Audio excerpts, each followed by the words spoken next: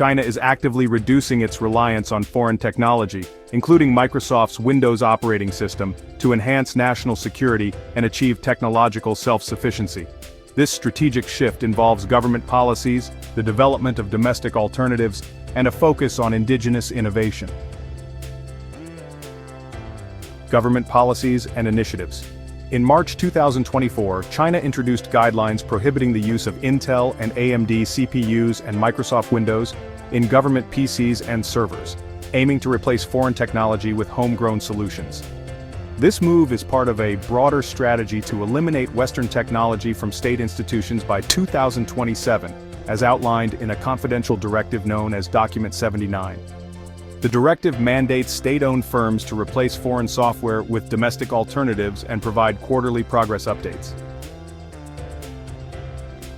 Development of domestic alternatives. Huawei's Harmony OS is at the forefront of China's efforts to develop indigenous operating systems. Launched in 2019 after US sanctions limited access to Google's Android, Harmony OS has rapidly gained traction. By the first quarter of 2024, it surpassed Apple's iOS to become the second best-selling mobile operating system in China, following Android.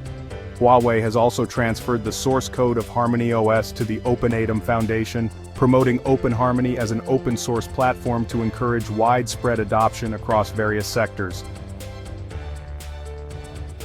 Despite significant progress, challenges remain in completely eliminating foreign technology. For instance, some components in domestically produced devices such as USB controllers and memory chips are still sourced from US and South Korean companies. Additionally, the transition to domestic operating systems requires substantial investment in software development and ecosystem building to match the functionality and user experience of established platforms like Windows.